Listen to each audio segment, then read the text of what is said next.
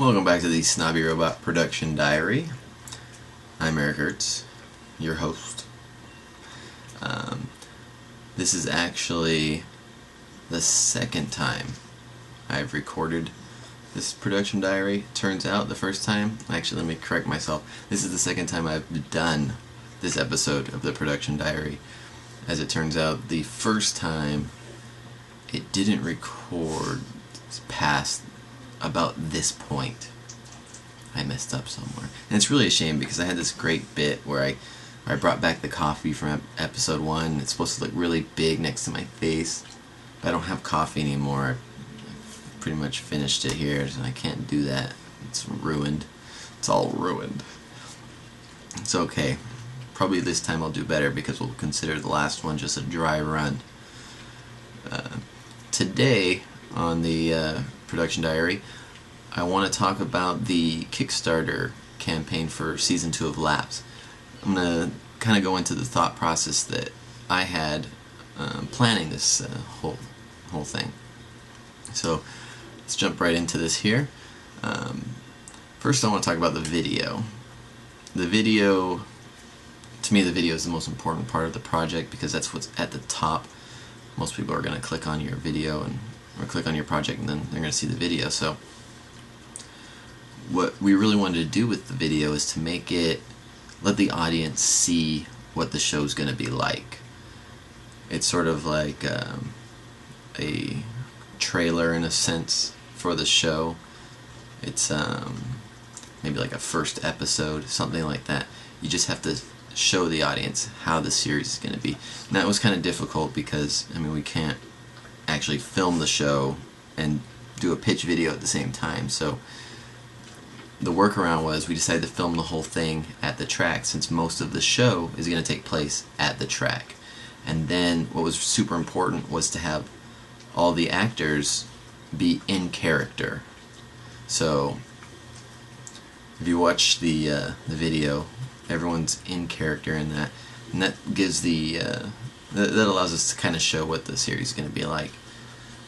Now the other thing with the video was it's difficult because whenever you watch a movie or read a book or whatever, you have that time investment that you go from beginning to end, where you have that payoff that you just wouldn't have with the story if you just start at the end. You have to experience the whole thing to have that payoff. And we really wanted to have the video get as close to showing that emotional payoff as possible. And what we came up with was showing Art Hall, the actor who plays Nathan, showing him losing the 65 pounds. So we see his audition tape, and we then see Art Hall today, and we see Art at the end of Season 1. So it's kind of a bit of a spoiler for Season 1, but it allows us to show a significant event in the series that we've found to be emotionally compelling to the people we've shared it with. Now the story portion, as Kickstarter describes it, which is all the written portion. So the description is like the Twitter version of your project. You have to sell your project to everyone in 140 characters. The description is what goes underneath your header image and just above the financial goal portion of your project whenever you're not on the project page, whenever you're just on Kickstarter. So this is what people will see before they see your video and any other aspect of your project. And so it was important to find a unique way of describing our show. I looked at a lot of web series and what they wrote.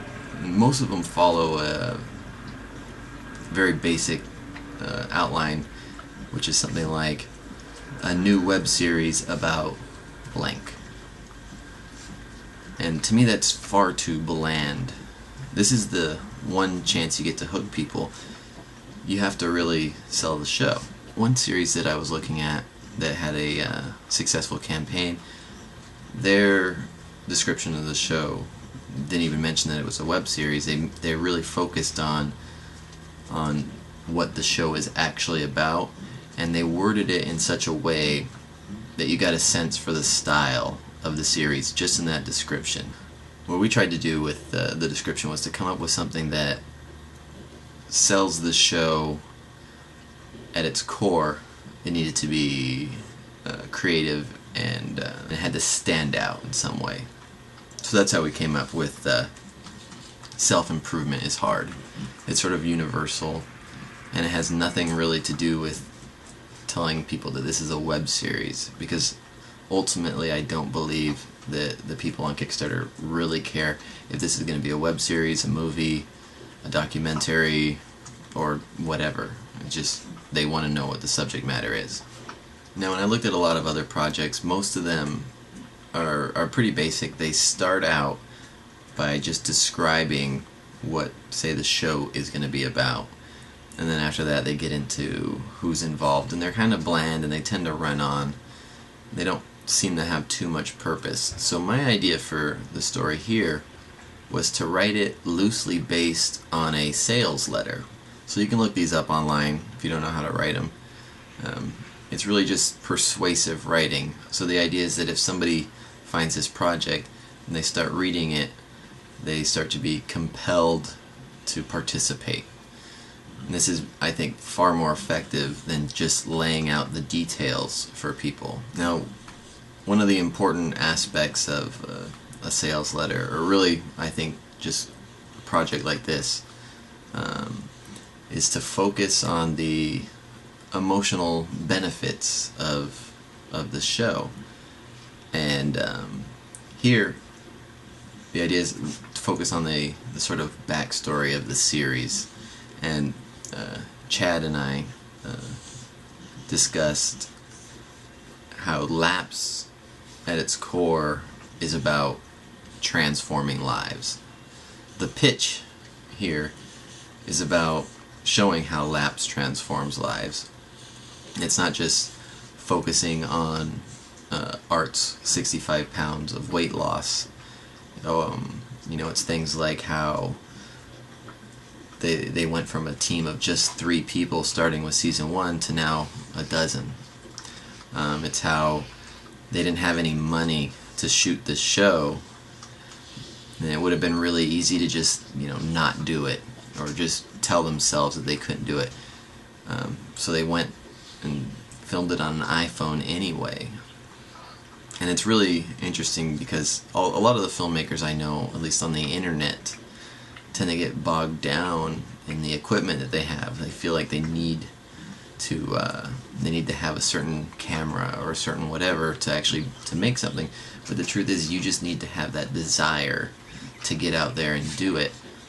And that's sort of to me, that's the emotional core of the series, is all about showing how you have that desire to do something and actually get out there and make something, and in the story, you know, make yourself better. Now, the other thing that we really wanted to do was to prove that we had a certain level of competence. So this is why we include things like the actor bios and the description of the show as or season 1 of the show as winning the award for best web series at New York International Film Festival, stuff like that. Something to show that the story and the people involved have merit. And that's also why I felt the need to include an episode of season 1 into the project, just so that people who don't know about the show, they can watch an episode and see the level of writing and the level of acting that we already had, and then know that we're trying to go beyond that. And then one thing that I wanted to do personally was to make a promise of quality, because I mean, I'm an outsider to the show.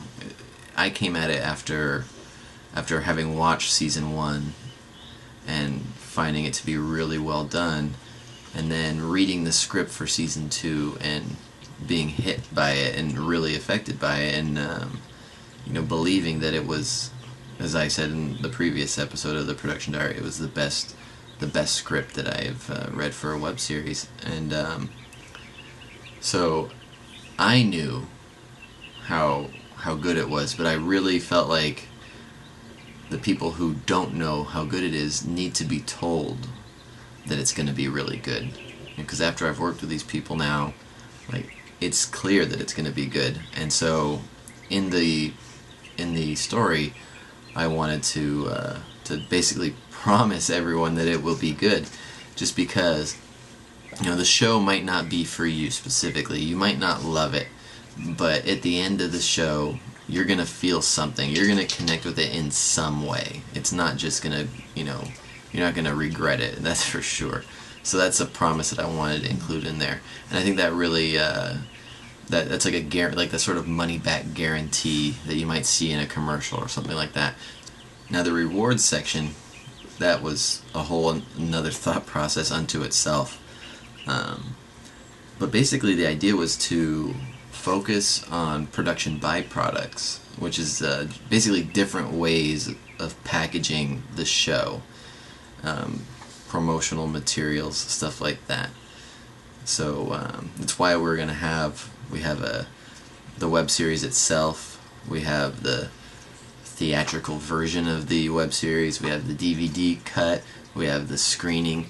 These are all just different ways of repackaging the show at different tiers, so that this way we don't have to spend any extra money on these specific rewards. And then things like you know, scripts, like we'll have scripts printed out, we have the actors on set, why not have them sign the scripts? Boom, instant reward, right? And then another focus of the rewards is that the early rewards are designed to have very little variable costs associated with them. So if you get a chance and you see the rewards, basically there's no additional cost to us, specifically in terms of like shipping. Everything is something that exists online, essentially, outside of the postcard. It exists online, and we merely send you the link to it, so we don't have to spend extra money creating things for these early rewards. And then the higher rewards is where we start to add shippable items, and once you get to a level of tier where you're getting a package, it's easier to add stuff to the box instead of, you know, having the shipping box all scattered about the different rewards tiers. This way everyone goes from a non-shipped tier to a shipped tier, and that's one way we kind of organize the cost based on how much the contributor is providing. And then lastly, there was a real focus on value. A lot of shows I've looked at on Kickstarter, they seem to be focused on almost like a donation model, and Kickstarter's not really about, you know, getting donations. Now there's a sort of balance that we have to find, because everybody knows how much a DVD should cost. So if we're going to provide a DVD in a reward, we want people to feel like they're not, you know, getting gypped, you know, as much as we possibly can. But at the same time, we know that we can't compete with, you know, a blockbuster movie that's going to sell, you know, 1 million DVDs. You know, we're hoping to print out, you know, a few hundred. And if we print out a few hundred DVDs, that'll cost us a lot more per disc than it's going to cost, you know, us to print out 1 million. So at the same time, we can't have the entire campaign go towards fulfilling the rewards. We have to have a certain amount of money to play with in the production, and it's a lot more difficult whenever we, you know, expect a limited number of contributors. So it's kind of a balance to where most of the money is going to be able to go straight into the production. And then lastly was the idea of the stretch goals, which I've seen people do before, but this time we have 3 stretch goals. And the idea here is that for every $500 we go beyond our initial goal, we're going to throw in a new bonus on a certain tier. Now, the idea here is that this is going to provide a reason for the people who contribute to be a bigger part of the project beyond just their initial contribution. This will hopefully get them to share the project with their friends, maybe push it on other people, in the hopes that maybe, you know, their tier can get bumped up one and get an extra reward in their package. So I guess that's about it. Thank you guys for listening, and hopefully you found this informative. I'm still learning how to do this, so hopefully this was actually of value. So thank you guys for tuning in. See you next time on the Snobby Robot Production Diary.